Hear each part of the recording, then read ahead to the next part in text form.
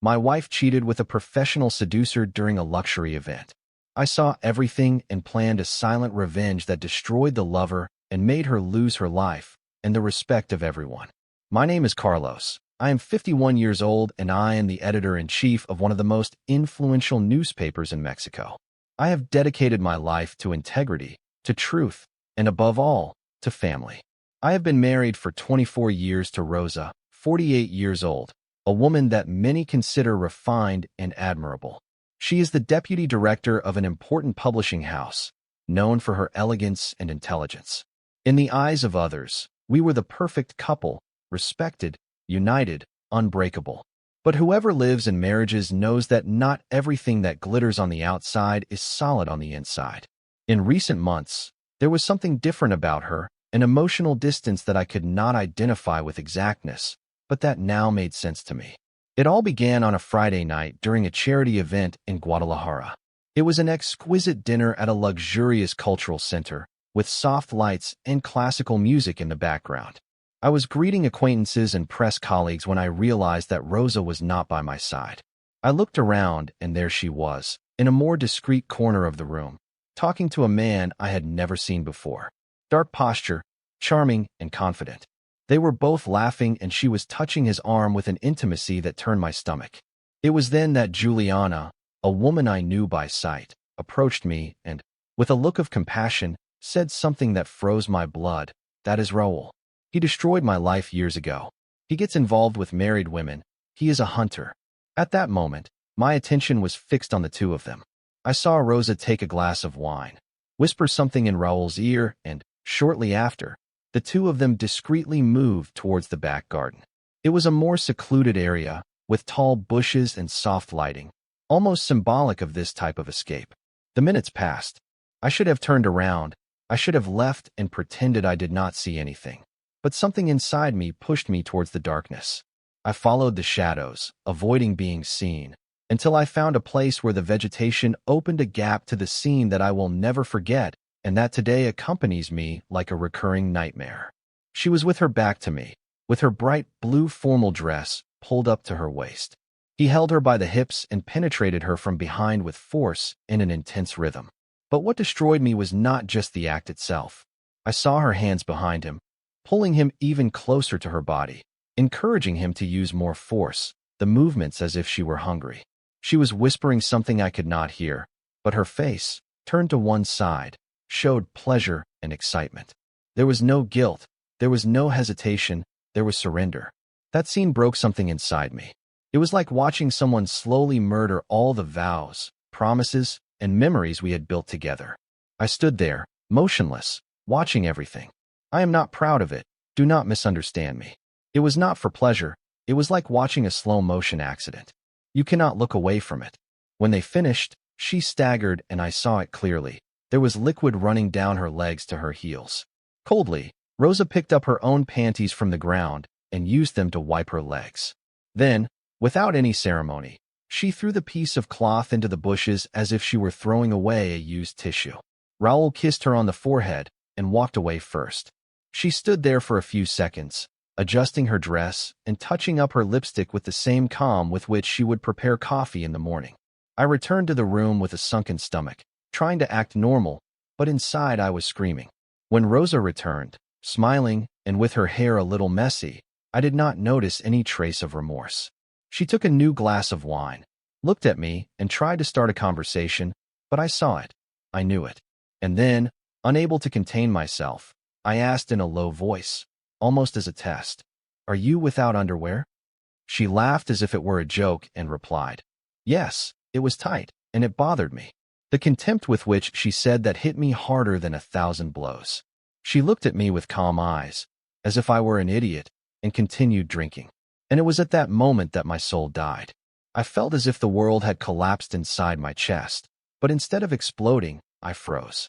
I swallowed every word, every tear, and I promised right there that there would be no scandal, yet. She had chosen the ground, but it would be I who would make her sink into it. With the coldness of a surgeon, I began to think about every step I would take from that moment on. If she thought she could get away with it with that contempt in her eyes, she had no idea the man she was dealing with. The next day, There was no longer any room for doubt, no gesture of remorse, no explanation that could reverse what I had witnessed. I got up before the sun came out.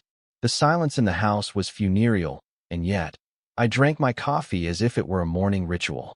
I called Santiago, my best friend since college and trusted lawyer, and I asked him to come to my house immediately. "It is urgent and definitive," I said. Before dawn, I changed all the locks on the house, all of them. The front door, the side door, even the office door. Nothing of hers deserved more access to what we once called home. The second step was quick and surgical. I sold the Audi A6 that I had given to Rosa for our 24th wedding anniversary. The car was in my name, so the transaction was done the same day, without any kind of bureaucracy. When the buyer left, I felt a pang in my chest, not of regret, but of liberation. That car, which she had used so many times to go out saying she was going to reading events, would now be driven by someone who had not turned it into a vehicle of betrayal. Then I went into the apps and blocked all the cards she used. Just like that, without prior notice, no talking. Rosa would return to a life where she no longer had control of anything. The next step was more meticulous. Santiago arrived with a stack of papers and a hard expression on his face. He knew the seriousness of the situation and, as a friend, he supported me without question. We began the divorce process with all possible attachments, freezing of assets, removal order, petition to remove names from joint accounts, and a series of other legal measures to ensure that Rosa could not harm me financially. I did everything legally, but with surgical precision. There was nothing about her that was worth another penny to me. If she wanted to live as if she were free, she had to feel the weight of true independence. In the afternoon, I deactivated her cell phone, which was linked to the family account. All the photos, messages, and logins disappeared in a matter of seconds. She became a shadow. When she finally appeared at the front door, around 6 in the evening, dressed informally and with an expressionless look, she saw that the locks had been changed. The bell rang. I opened it calmly. Her gaze changed as soon as she saw my expression. There was no more love, no more hate, only indifference. I handed her a thick envelope with documents and another smaller one with exactly 39,000 pesos in cash. "That is all you will take from here," I said. "It is the symbolic value of a betrayed marriage, of a farce that lasted longer than it should have." She stood there, with wide eyes and a trembling mouth. He tried to argue. "Carlos, we can talk." But no, I just said, "The conversation was yesterday. You decided not to talk." And I closed the door in her face. No screams, no scandals, just the dry silence of the end. I do not know how long she stood there outside. When I looked out the window later, the envelope with the money was gone. The paperwork was not. It was lying on the ground as if she had refused to formally accept the end, but knew there was no turning back. And there really was not. Her glass castle had shattered. That night, I slept like I had not slept in months. It was not a peaceful sleep, but a dreamless one. The tears came, of course, silently, discreetly, from a man who no longer wanted to seem weak. But inside me, something was beginning to rebuild, not as before, but with a kind of strength that only comes from destruction. I knew she would try again, that she would try to reverse the narrative and play the victim. But I had already decided. If she dug her own grave with her hands, I would make sure she fell into it, and with no ladder to climb up. Rosa's fall began silently, like an invisible crack in expensive porcelain, but it soon spread with the force of an earthquake. In a matter of days, what was once a dirty secret between 4 garden bushes became the hottest rumor in the city's publishing and corporate circles. It did not take long before the halls of the record company where she previously worked, a place of reverence for her name, were filled with whispers. Her direct supervisor, a woman known for her discretion, called her for a private conversation, but the look of disappointment was impossible to hide.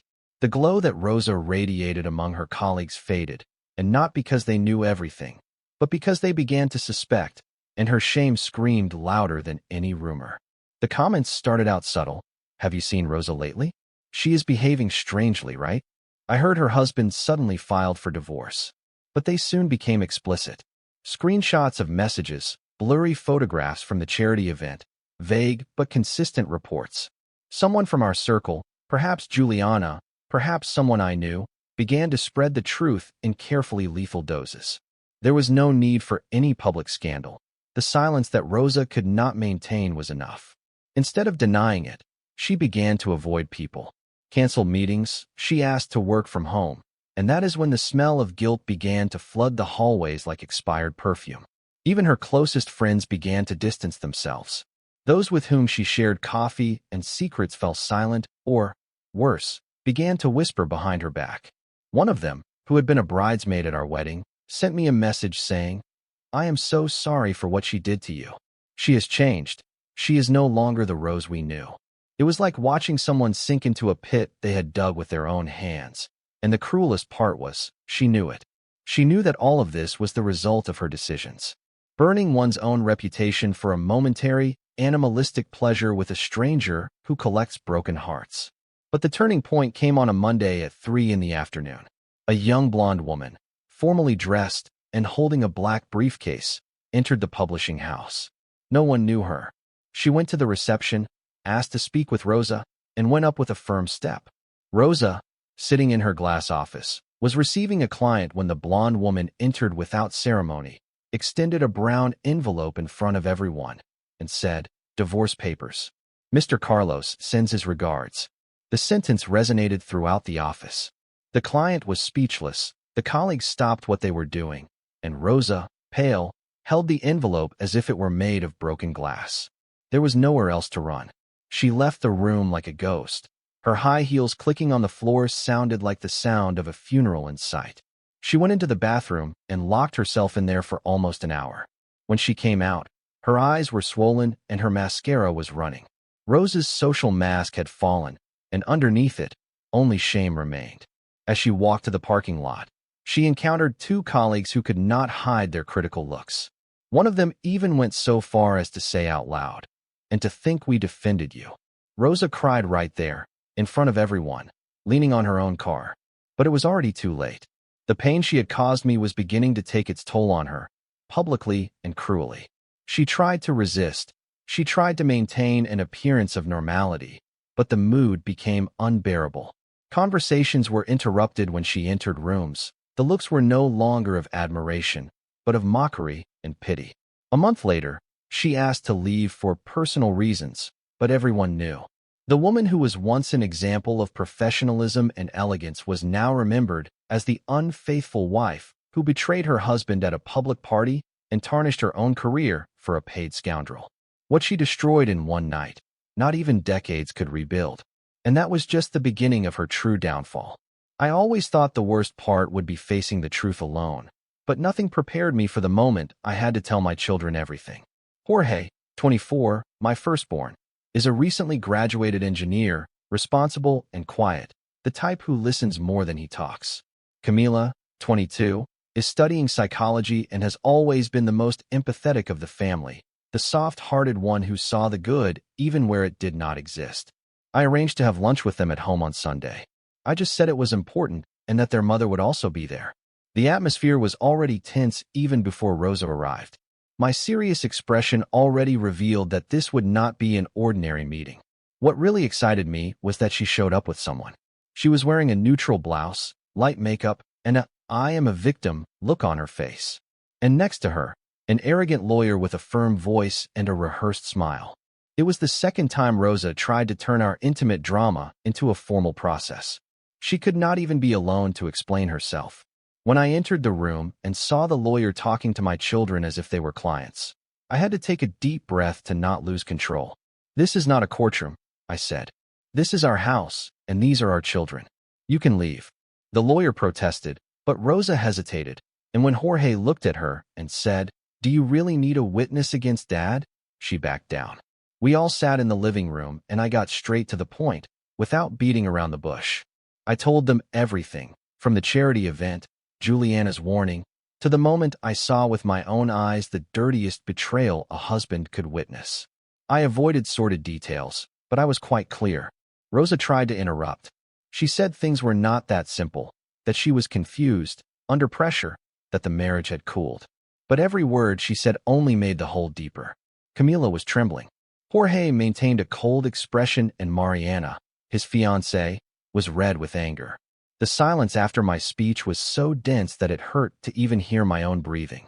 It was Mariana who broke the ice. She stood up, looked at Rosa, and said with a firm voice, "Do you know what you did? I always admired you. I always defended you. And now you have destroyed everything." Camila started to cry and left the room. Jorge, after a while, got up and went after his sister. Rosa looked at me as if expecting support or at least compassion, but there was no longer room for feelings. She tried to explain, tried to soften, tried to paint the betrayal as an emotional detour, but nothing worked. The air in the room was saturated with shame, and all of it was hers. After the lawyer left without a word, Rosa allowed herself to cry. For the first time, she seemed to understand the depth of the hole she had dug. But it was already too late. Her children, those she claimed to love above all else, now looked at her with distrust and disgust. The respect she had built with dedication collapsed there, in the room where we had laughed together so many times on Christmases and birthdays. And why all this? For a quickie from behind in the back of a garden with a man she barely knew? Not even Camila, with all her sensitive heart, could hug her mother at the end of that meeting. As she left a trail of perfume and tears on the sofa. I stood there, alone, for a while, looking at the closed door. I did not feel guilty. I did not feel mourning. The woman with whom I created memories, with whom I gave birth to my children, with whom I shared my life, no longer existed. And my children were as lost as I was. But now they knew the truth. Mariana approached me, hugged me tightly, and said, "You are not alone." She ended this with her own hands. And at that moment I realized, however painful it was, that truth needed to be told. And now, her pain was just beginning. If Rosa thought I would channel all my fury only on her, she was wrong. Raul, the conqueror, the social predator, would not go unscathed. I knew little about him, but I knew enough. His ego was bigger than his muscles, and his reputation was the currency that kept him active in elite social circles. That is why I decided to unearth old contacts. During my youth, I served for 5 years in a Mexican Special Forces unit. I maintained those ties with respect and discretion, but now was the right time to reactivate the old team. It was not a passionate revenge, it was surgical justice, administered with intelligence, patience, and strategy. We met discreetly at a farm on the outskirts of Tlaquepaque. There were 5 of us, me, Hector, an electronics specialist, Mauro, logistics and surveillance, Luis, camouflage and infiltration, and Salgado, chemical control. The plan was simple, but executed with precision. On a sweltering morning, we invaded Raul's attic. It was not about forced entry, just silent, almost artistic techniques. We installed small hidden devices in air ducts and plumbing. A few days later, he would wake up to an unbearable smell of rotten meat that spread throughout the room. The origin, unrecognizable, the effect, paranoia. But that was just the beginning. One of Raul's cars, an imported BMW that he used to show off on social media, was completely destroyed inside. Scratched glass, cut leather, unusable wiring. No camera caught it because they were all out of service that night, thanks to Hector. The other night, his white Porsche appeared with the word Predator engraved in red on the hood. And then, as if by magic, they disappeared. Several anonymous complaints from charities, social media, and even event organizing boards all describe Raul as manipulative, exploitative, and a destroyer of families. It was enough to sow distrust in the places that mattered most to him. The icing on the cake came with the fire. I cannot give details, not even here, but a week later, Raul's sports Audi was found in flames in the parking lot of a luxury hotel. The experts never discovered the exact origin. No one was hurt. There is no evidence against anyone, but Raul understood the message. His invitations to events began to dwindle, the sponsors left, and the look of the people, once full of admiration, now contained judgment and suspicion. Raul, for the first time, began to taste his own medicine. And all this without me even having to appear. But the most devastating blow came from where I least expected it, the women. As the weeks went by, several ex-lovers began to reappear. Some with lawyers, others with recordings, fingerprints, evidence, stories of emotional manipulation, false promises, extortion disguised as romance. Some were encouraged by me, discreetly. Others came on their own now that they saw Raul exposed.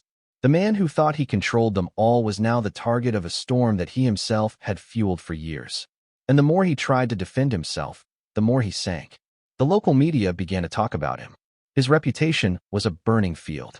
I watched everything from afar, without touching anything. I did not need to shout. It was not necessary for my name to appear. It has never been linked to any complaint, to any event, to any accident. It was as if the universe had decided to do justice when, in reality, it was just the echo of my intelligence acting in the darkness. Raoul, the triumphant lover, was now just another dirty name among the ruins he himself had built. And the best part, the war was not even over yet. Time passed as it does when everything is broken, dragged, cold, and colorless. 3 months had passed since the divorce. Rosa now lived alone in an attic in the city center, financed by a personal fund that she managed to maintain with the help of a lawyer. Away from work, despised by her friends, ignored by her children, she became a shadow of what she once was. I tried to send messages from time to time. She tried to get closer. I never answered. My children, despite the pain, also kept their distance. But that Saturday afternoon, during my grandson's 3rd birthday party, Jorge and Mariana's son, she appeared. Uninvited, without prior notice. She was wearing light clothes, light makeup, and a smile that tried to seem sincere. When I saw him, my body froze. Camilo was static. Jorge simply looked at Mariana, and Mariana held his arm firmly. Rosa approached me. She spoke in a low voice, trying to seem fragile. "Can we talk, Carlos? Please." I stared at her for a few seconds. The room was full. The sound of the children playing contrasted with the weight of that moment. And I, with all the firmness I had left, said, "This is not the place or the time. And, honestly, there is no longer in us. Leave." Rosa looked down, swallowed her tears, and walked away without saying another word. I later found out that she stayed there outside, sitting on the bench in the square in front of the buffet for almost an hour, waiting for something that would never come. In the evening, she returned home. She went up to the terrace of the building. The neighbors heard noises, hurried steps, muffled screams, and the sound of a chair being dragged. At 3:17 in the morning, the building's cameras showed Rosa alone on the rooftop. She was wearing the same clothes from the party. I looked into the void. She climbed the protective wall. She stood there for a few seconds, motionless, as if hesitating between the end and desperation. Then she jumped. The dry sound of the impact woke up the residents of the lower floors. The body was found in the inner courtyard, face down and with outstretched arms. There was no letter, there was no note. Just a woman destroyed by the weight of her own decisions. The news spread quickly. Gossip sites, society columnists, and even radio programs mentioned the incident. The deputy director of a literary publishing house committed suicide after a marital scandal. The news portal's headlines read. Many people were in shock. Some lamented. Others, in silence, perhaps understood. But for me there was no shock, just an uncomfortable, almost comforting silence. I did not go to the wake. I did not go to the funeral. I did not even send flowers. I sat in my car, far away, on a side street of the cemetery, under a fine and constant rain that seemed to wash away the last traces of something rotten that had once been alive. When I saw them lowering the coffin, I simply muttered, "To hell with you, traitor." And I stayed there for a few more minutes. I did not cry, my hands did not tremble, I simply felt peace. The pain that had consumed me for months was gone, like smoke out an open window. Rosa was no longer present. She was a gray memory, like dead leaves in an abandoned courtyard. On the way home, I drove with the windows closed and my head held high. I knew that many people would judge me for this, who would expect tears, regret, and maybe a nice speech about forgiveness. But the cold, hard truth is that I no longer felt anything. When her betrayal occurred, it killed me inside. What fell from that building was not my wife. It was a stranger who one day used my last name to betray everything I believed in. And now, finally, I could live without carrying the weight of her on my shoulders. It was supposed to be just another charity event, one of those that fill the agendas of public figures with empty speeches and lukewarm cocktails. I no longer attended frequently, but a longtime sponsor of the newspaper invited me. I went out of courtesy. I was in a different phase, more discreet, less interested in appearances. I arrived alone, dressed in my best dark suit, and with my glass of whiskey half full. I walked in silence until, in a corner of the room, I heard an exaggerated female laugh. That sound made me turn my neck, and there was Raoul, intact, arrogant, with the same predatory posture. Now he is talking to a married woman, in a wine-colored dress and a shiny wedding ring on her left hand. I felt my blood rise, but I kept my composure. I observed for a few minutes, and everything repeated itself like a predictable script: the subtle touches on her arm, the intense gaze, the crooked smile. Raul operated on automatic. It was then that I approached without asking permission. I placed myself between the two. The woman, visibly uncomfortable, stepped back a little, but still smiled, perhaps not fully understanding the situation. Raul tried to maintain his composure. "Carlos, it has been a while. Are you okay?" I pretended not to hear. I looked at the woman and took a folded envelope out of my pocket. "Open it." It was a photo, Rose's face, pale, swollen, disfigured by the impact of the fall on the coffin. "He is the one she got involved with," I said, looking the woman in the eyes. "He was the one who destroyed my family. He was the one who led my wife to this end." She opened her eyes wide, looked at the image, and took 2 steps back. The disgust was visible. And then, in a fit of pure contempt, she spat in Raul's face. The room stopped. All eyes turned to us. Raul tried to wipe himself, confused, but before he could react, I took off my jacket, left the glass on the table next to him, and, without thinking twice, I threw a strong punch straight to his face. The crack of the bone breaking resonated so loudly that it was hard to ignore. He fell to his knees, bleeding from his nose, trying to maintain his posture, but there was nothing left to preserve. I shouted for everyone to hear. "This man destroys homes for pleasure. He seduces married women, causes destruction, and then disappears. My wife committed suicide after he used and discarded her." The silence was total. No one came to Raul's defense. No one dared to approach. Some pretended not to see, others filmed. And there, for the first time, he seemed small, ridiculous, a scoundrel unmasked before an elite audience that until recently treated him like a legend. The event's security came to me, but no one tried to remove me. Raul was held up by 2 waiters, ashamed, bleeding, and humiliated. I took the envelope with the photo and placed it on his chest as a reminder of the end he had brought about. I said nothing more. I walked away under gazes that oscillated between respect and discomfort. No more words were needed. That scene would speak for me for a long time, and Raul would never be able to erase that moment. His mask fell in front of everyone, not with legal evidence, but with the most definitive image of all, the final consequence of his venom. On the way home, the phone would not stop vibrating with messages. "Did you do it yourself? What happened? Finally, someone has unmasked that bastard." I simply silenced my phone and drove in peace. It was the first time since everything that I felt light. The justice that the law did not want to do, fate began to collect with interest. And the best part, I had not even finished what I started. After the punch and the public humiliation, Raul disappeared for a few days. No one knew where he was, and, honestly, no one seemed interested in looking for him. The elite that had previously adulated him now turned their backs on him. Charities expelled him without ceremony under the pretext of inappropriate conduct. The boards on which he had an active voice and vote cut ties. They even suspended his professional registration as a coach and image consultant. His name has become synonymous with shame, and not because I destroyed him. He did it himself. I was just the catalyst. The truth is that the mask fell, and behind it there was only garbage and arrogance.